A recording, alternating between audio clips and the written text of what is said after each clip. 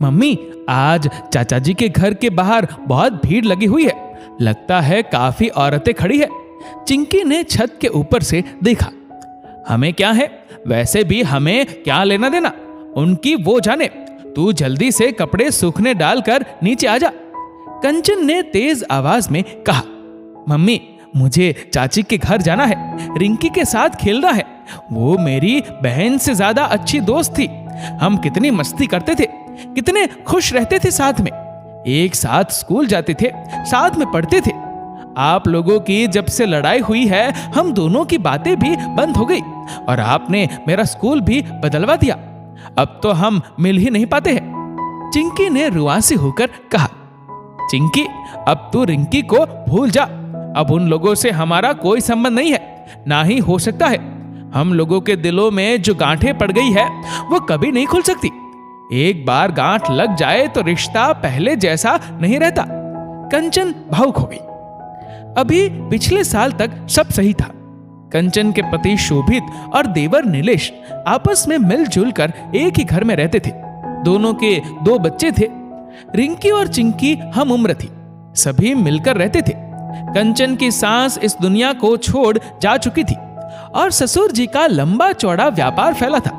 दोनों भाई शोभित और नीलेश मिलकर पिता का व्यापार संभालते थे। घर के सदस्यों में आपसी प्रेम व विश्वास था। शोभित नीलेश पर और नीलेश शोभित पर जान देता था। जीवन में सब कुछ अच्छा चल रहा था। कंचन और उसकी देवरानी सुरभि भी मिलकर बहनों की तरह रहती थी। वो कहते हैं ना, ज्यादा प्रेम हो तो किसी की नजर लग जाती है। एक दिन शोभित के पापा की अचानक हृदयघात से मृत्यु हो गई।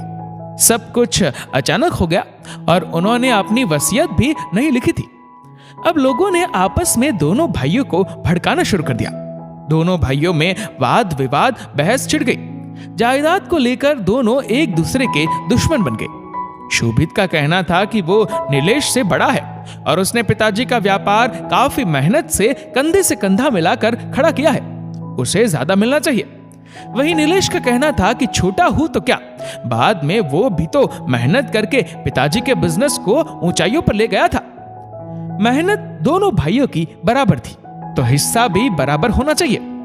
सुरभि और कंचन ने समझाया, हम दोनों को कोई दिक्कत नहीं है, हम पहले की तरह साथ रह लेंगे।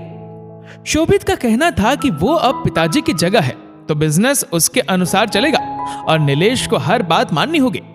उधर नीलेश का कहना था कि उसे भी बिजनेस करना आता है, अब वो बच्चा नहीं है। मामला कोर्ट तक पहुंचा।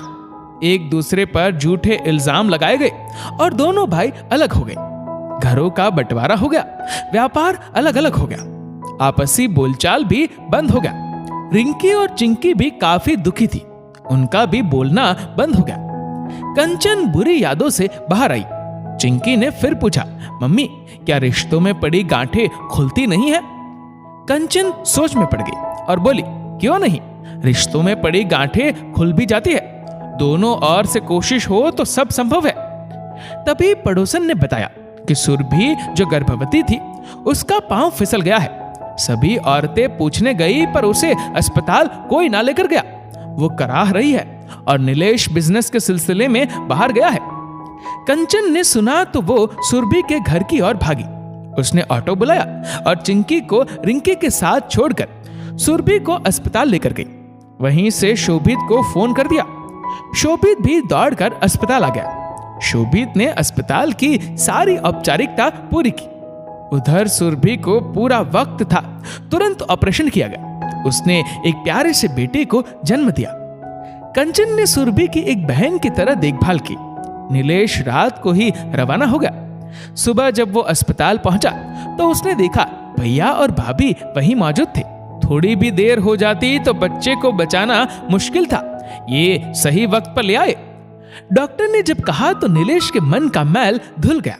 भाभी, मैंने आपको और भैया को कितना बुरा कहा, झूठा इल्जाम भी लगाया, पर आपने मेरे बच्चे और पत्नी को बचाकर मुझ पर एहसान किया है।